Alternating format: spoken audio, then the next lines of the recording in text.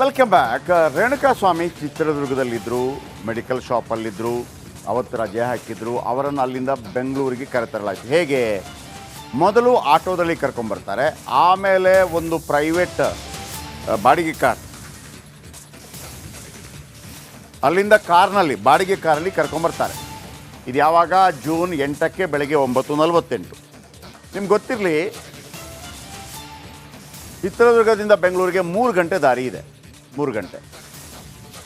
9:48 ಅಂತಂದರೆ ಒಂದು 10 ಗಂಟೆ ಆಯಿತು ಅಂತ ಇಟ್ಕೊಳ್ಳಿ. 10, 11, 12, 1 ನೋಡಿ, ಕರೆಕ್ಟಾಗಿದೆ. 1 ನೋಡಿ, ಇದು ಪ್ರೈವೇಟ್ ಕಾರ್, ಬಾಡಿಗೆ ಕಾರ್. ಇದು ಬಾಡಿಗೆ ಕಾರಲ್ಲಿ ಕರ್ಕೊಂಬರ್ತಾರೆ ಅವನ್ನ. ಫಸ್ಟ್ ಆಟೋದಿಂದ ಈ ಕಾರಲ್ಲಿ ಕೂರಿಸ್ಕೊಂಬರ್ತಾರೆ.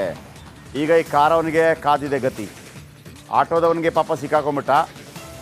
ಅವನು ಮೊನ್ನೆ ಸರೆಂಡರ್ ಆಗಿಬಿಟ್ಟಿದ್ದಾನೆ. ಈಗ ಕಾರು 9:48 ಟೈಮಿಂಗ್ಸು. ಓಕೆ, 9:48 ಅಂತಂದರೆ 3 ಗಂಟೆ ಬೇಕು ಅಲ್ಲಿಂದ ಚಿತ್ರದುರ್ಗದಿಂದ ಬೆಂಗಳೂರು ಬರೋದಕ್ಕೆ. 3 ಗಂಟೆ. 9:48 ಅಂದರೆ 3 ಗಂಟೆ ಅಂತಂದರೆ ನಿಯರ್ಲಿ 1 ಗಂಟೆ. ಮಿಡ್ಲಲ್ಲಿ ಸುಮ್ಮನೆ ಬಂದಿರ್ತಾರಾ, ಎಣ್ಣೆ ಗಿಣ್ಣೆಲ್ಲ ಆಗಿರುತ್ತೆ. ಹಾಗಾಗಿ ಅರ್ಧ ಮುಕ್ಕಾಲು ಗಂಟೆ, 2 ಗಂಟೆ. 2 ಗಂಟೆ ನಂತರ ಶೆಡ್ಡಲ್ಲಿ ಒಂದು 11 ಜನ ವಿನಯ್ ಆ್ಯಂಡ್ ಟೀಮು. ಆಮೇಲೆ ಅಣ್ಣ ಎಂಟ್ರಿ 6:33ಕ್ಕೆ, 6:36ಕ್ಕೆ ಅಕ್ಕ ಎಂಟ್ರಿ. ಆಮೇಲೆ ವಾಪಸ್ಸು 9:00ವರೆಗೆ ಎಂಟ್ರಿ. ಚೆನ್ನಾಗಿ ಕುಡಿದು ಆಮೇಲೆ ಇವನಿಗೆ ಹೊಡೆದು ಹೋಗಿರ್ತಾರೆ. ಹೋದ ನಂತರ ಉಳಿದ ಎಣ್ಣೆ ಇರುತ್ತಲ್ಲ, ಅದನ್ನು ಈ ಕಾಂಜಿ ಪಿಂಜಿಗಳೆಲ್ಲ ಕುಡಿದು ಅವನಿಗೆ ಸರಿಯಾಗಿ ಹೊಡೆದಿರ್ತಾರೆ. ಅವನು ಸತ್ತೋಗ್ಬಿಡ್ತಾನೆ. ಅಣ್ಣ ಹೋಗಿ ಮಲಗಿರ್ತಾನೆ, ಫೋನ್ ಹೋಗುತ್ತೆ, ಅಣ್ಣ ಸತ್ತೋಗ್ಬಿಟ್ಟ ಅಂತ. 3:40ಕ್ಕೆ ವಾಪಸ್ ಬರುತ್ತೆ.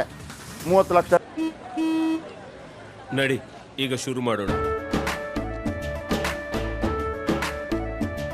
ಕೇಸರಿಯಿಂದ ಮನೋಲ್ಲಾಸ ಮನಸ್ಸು ಮತ್ತೇರಿ ಕುಣಿದಾಡಿದೆ ನೋಡು, ಮನಸ್ಸು ಮತ್ತೇರಿ ಕುಣಿದಾಡಿದೆ ನೋಡು. ಕ್ಷಣ ಕ್ಷಣವೂ ಆಚರಿಸಿ ಕೇಸರಿ ಹಬ್ಬ. ವಿಮಲ್, ಬಾಯಲ್ಲಿ ಹೇಳಿ ಕೇಸರಿ. ಲುಮಿನಸ್ ಸ್ಟುಡಿಯೋಗೆ ಸ್ವಾಗತ. ನಾನು ಶ್ರೀಪಾದ್ ಪಾಟೀಲ್. ಲುಮಿನಸ್ ಸ್ಟುಡಿಯೋದಿಂದ ಮುಖ್ಯವಾಗಿ ದರ್ಶನ್ ಕೇಸ್ನ ವಿಚಾರಕ್ಕೆ ಸಂಬಂಧಪಟ್ಟಂತೆ ತನಿಖೆ ಯಾವ ಹಂತದಲ್ಲಿದೆ ಅನ್ನೋದ್ರ ಬಗ್ಗೆ ನಿರಂತರ ವರದಿಯನ್ನ ನೀಡ್ತಾ ಇದ್ದೀವಿ. ಇದರ ಜೊತೆಗೆ ಇವತ್ತಿನಿಂದ ಅಸಲಿ ವಿಚಾರಣೆ ಆರಂಭ ಆಗುತ್ತೆ. ಕಾರಣ, ಎಲ್ಲ ಆರೋಪಿಗಳನ್ನ ಮುಖಾಮುಖಿ ಕೂರಿಸಿ ವಿಚಾರಣೆಗೆ ಒಳಪಡಿಸ್ತಾರೆ.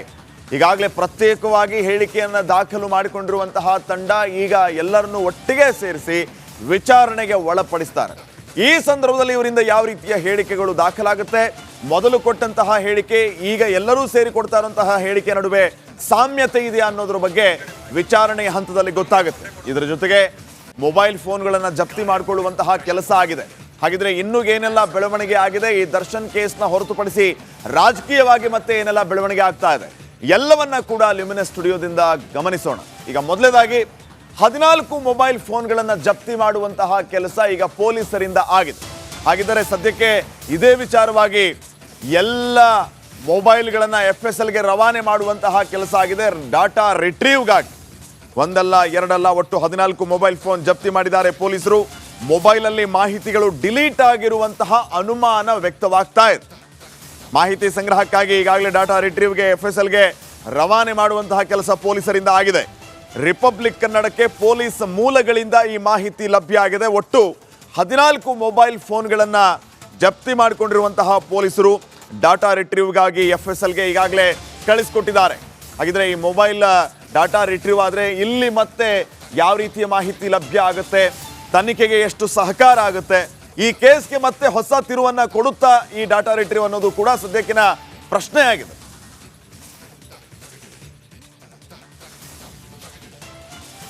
ದರ್ಶನ್ ಆ್ಯಂಡ್ ಗ್ಯಾಂಗ್ ಈಗಾಗಲೇ ನಿರಂತರ ವಿಚಾರಣೆಗೆ ಒಳಪಟ್ಟಿರೋದು. ಇವತ್ತಿನಿಂದ ಎಲ್ಲರನ್ನೂ ಮುಖಾಮುಖಿಯಾಗಿ ವಿಚಾರಣೆಗೆ ಒಳಪಡಿಸ್ತಾರೆ. ಸ್ಥಳ ಮಹಾಜರಾಗಿದೆ, ಪ್ರತ್ಯೇಕ ಹೇಳಿಕೆ ದಾಖಲು ಮಾಡಿಕೊಳ್ಳುವಂತಹ ಕೆಲಸ ಆಗಿದೆ. ಈಗ ಎಲ್ಲ ಆರೋಪಿಗಳನ್ನು ಒಟ್ಟಾರೆ ವಿಚಾರಣೆಗೆ ಒಳಪಡಿಸ್ತಾರೆ. ಇದರ ಜೊತೆಗೆ 14 ಮೊಬೈಲ್ ಫೋನ್ಗಳನ್ನು ಜಪ್ತಿ ಮಾಡಿಕೊಂಡಿರುವಂತಹ ಪೊಲೀಸರು ಈಗಾಗಲೇ ಡಾಟಾ ರಿಟ್ರೀವ್ಗಾಗಿ FSLಗೆ ರವಾನೆ ಮಾಡಿದ್ದಾರೆ ಅನ್ನೋದು ಒಂದು ಕಡೆ ಆದರೆ, ಮತ್ತೊಂದು ಕಡೆ ಈ ಸ್ಟೇಷನ್ನ ಸುತ್ತಮುತ್ತ ನಿಷೇಧಾಜ್ಞೆ ಜಾರಿ ಇತ್ತು. ಇದರಿಂದ ಸಾರ್ವಜನಿಕರಿಗೆ ಕಿರಿಕಿರಿ ಆಗ್ತಾ ಇತ್ತು. ಇದ್ರ ಬಗ್ಗೆ ನಿಮ್ಮ ರಿಪಬ್ಲಿಕ್ ಕನ್ನಡ ನಿರಂತರ ವರದಿ ಮಾಡ್ತಾ ಇದ್ದಂತೆ ಈಗ DCP ಗಿರೀಶ್ ಸೂಚನೆಯನ್ನ ಕೊಟ್ಟಿದ್ದಾರೆ. ಠಾಣೆಯ ಮುಂಭಾಗದಲ್ಲಿರುವಂತಹ ರೋಡನ್ನು ಓಪನ್ ಮಾಡಬೇಕು ಅಂತ. ಸೊ ಈಗ ಸಾರ್ವಜನಿಕರಿಗೂ ಆ ತೊಂದರೆ ಇಲ್ಲ, ರೋಡ್ ಓಪನ್ ಆಗಿದೆ. ಇದನ್ನು ಹೊರತುಪಡಿಸಿದ್ರೆ ಕೇಸ್ನ ವಿಚಾರಕ್ಕೆ ಸಂಬಂಧಪಟ್ಟಂತೆ ನೋಡೋದಾದ್ರೆ 14 ಮೊಬೈಲ್ ಫೋನ್ ಜಪ್ತಿಯಾಗಿದೆ. ಅಸಲಿ ವಿಚಾರಣೆ ಇವತ್ತಿನಿಂದ ಆರಂಭ ಆಗ್ತಾ ಇದೆ.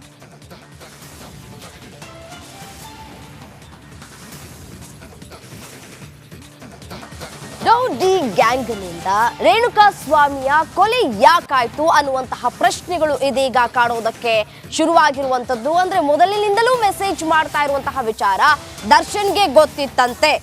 ದರ್ಶನ್ ಈ ವಿಷಯದಲ್ಲಿ ಎಂಟ್ರಿ ಆಗಿದ್ದು ಯಾಕೆ ಗೊತ್ತಾ?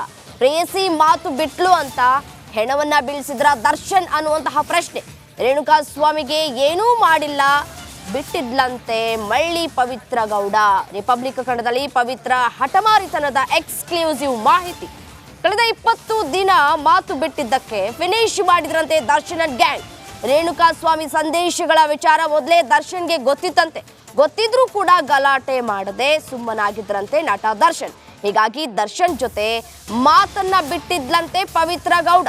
ಇದೇ ಕಾರಣಕ್ಕೆ ಹುಡುಗರಿಗೆ ಹೇಳಿ ರೇಣುಕಾಸ್ವಾಮಿ ಏನಿದ್ದಾರೆ ಆತನನ್ನ ಮುಗಿಸಿದ್ದಾರಂತೆ ದರ್ಶನ್ ಅನ್ನುವಂತಹ ವಿಚಾರ ಇದೀಗ ತಿಳಿದು ಬರ್ತಾ ಇದೆ. ರೇಣುಕಾಸ್ವಾಮಿ ಕಿಡ್ನಾಪ್ ಮಾಡಿದ್ದಕ್ಕೆ ಖುಷಿಯಾಗಿದ್ಲಂತೆ ಪವಿತ್ರ ಗೌಡ. ಪವಿತ್ರ ಗೌಡ ಖುಷಿಗೋಸ್ಕರ ರೇಣುಕಾಸ್ವಾಮಿಯ ಕಿಡ್ನಾಪ್ ಮಾಡ್ಲಾಯ್ತಾ ಅನ್ನುವಂತಹ ಪ್ರಶ್ನೆಗಳು ಇದೀಗ ಕಾಣೋದಕ್ಕೆ ಶುರುವಾಗಿದೆ. ಈ ಒಂದು ಕೇಸಲ್ಲಿ ಯಾಕೆ ಎಂಟ್ರಿ ಆದ್ರು ಅನ್ನೋದಕ್ಕೆ ಸಾಕಷ್ಟು ಅನುಮಾನಗಳು ಕೂಡ ಇದೀಗ ವ್ಯಕ್ತವಾಗ್ತಾ ಇರುವಂತದ್ದು. ಪವಿತ್ರ ಗೌಡಗೆ ರೇಣುಕಾಸ್ವಾಮಿ ಕಳೆದ 20-25 ದಿನಗಳಿಂದ ಮೆಸೇಜ್ ಮಾಡ್ತಾ ಇದ್ದಂತೆ. ಇದೇ ರೀತಿಯಾಗಿ ಅಶ್ಲೀಲವಾಗಿ ಮೆಸೇಜ್ ಮಾಡ್ತಾ ಇದ್ದಂತೆ. ಈ ಒಂದು ವಿಚಾರವನ್ನ ದರ್ಶನ್ಗೆ ಈ ರೀತಿಯಾಗಿ ನನಗೆ ಮೆಸೇಜ್ ಬರ್ತಾ ಇದೆ ಅನ್ನುವಂತಹ ವಿಚಾರವನ್ನ ಮುಟ್ಟಿಸಿರ್ತಾರೆ. ಆದ್ರೆ ಇದು ಯಾವುದಕ್ಕೂ ರಿಯಾಕ್ಟ್ ಮಾಡದೇ ಇದ್ದಂತಹ ಸಂದರ್ಭದಲ್ಲಿ ಪವಿತ್ರ ಗೌಡ ದರ್ಶನ್ ಜೊತೆ ಮಾತನ್ನ ಬಿಟ್ಟಿದ್ದಾರೆ ಅನ್ನೋದು ಈಗ ತಿಳಿದು ಬರ್ತಾ ಇರುವಂತಹ ಎಕ್ಸ್ಕ್ಲೂಸಿವ್ ಮಾಹಿತಿ. ಅದಾದ ನಂತರ ರೇಣುಕಾಸ್ವಾಮಿಯನ್ನ ಕಿಡ್ನಾಪ್ ಮಾಡಿದ ನಂತರ ಪವಿತ್ರ ಗೌಡಗೆ ಖುಷಿ ಆಯ್ತಂತೆ ಅನ್ನುವಂತಹ ವಿಚಾರ ಇದೀಗ ತಿಳಿದು ಬರ್ತಾ ಇರುವಂತದ್ದು. ಪ್ರೇಯಸಿ ಮಾತು ಬಿಟ್ಲು ಅಂತ ಹೇಳಿ ಹೆಣವನ್ನ ಬೀಳಿಸಿದ್ರ ದರ್ಶನ್ ಅನ್ನುವಂತಹ ಪ್ರಶ್ನೆ ಇದೀಗ ಕಾಡ್ತಾ ಇದೆ. ರೇಣುಕಾಸ್ವಾಮಿಗೆ ಏನೂ ಮಾಡಿಲ್ಲ, ಹಾಗೆ ಬಿಟ್ಟಿದ್ದೀಯಾ ಅಂತ ಹೇಳಿ ಮುನಿಸ್ಕೊಂಡಿದ್ರಂತೆ. ಎಸ್, ಇದೇ ವಿಚಾರಕ್ಕೆ ಸಂಬಂಧಪಟ್ಟಂತೆ ಮತ್ತಷ್ಟು ಡೀಟೇಲ್ಸ್ ಕೊಡ್ತಾ ಹೋಗ್ತಾರೆ ನನ್ನ ಕಲೀಗ್ ನಾಗರಾಜ್ ನೇರ ಸಂಪರ್ಕದಲ್ಲಿದ್ದಾರೆ. ಎಸ್, ಏನು ನಾಗರಾಜ್, ಪವಿತ್ರ ಗೌಡ ದರ್ಶನ್ ಜೊತೆ ಮಾತು ಬಿಟ್ಟಿದ್ದಕ್ಕೆ ಈ ಒಂದು ಕೊಲೆ ಆಯ್ತಾ? ಅಂದ್ರೆ ಕಳೆದ 20 ದಿನಗಳಿಂದ ಮೆಸೇಜ್ ಮಾಡ್ತಾ ಇದ್ದಂತೆ, ಯಾವುದೇ ರೀತಿಯಾದಂತಹ ರಿಯಾಕ್ಟ್ ಮಾಡದೆ ಸುಮ್ಮನಿದ್ದಾಗ ಈ ಒಂದು ಕೊಲೆ ಆಗೋದಕ್ಕೆ ಕಾರಣ ಆಯ್ತಾ ಅಂತ ಡೀಟೇಲ್ಸ್ ನೀಡ್ತಾ ಹೋಗೋದಾದ್ರೆ.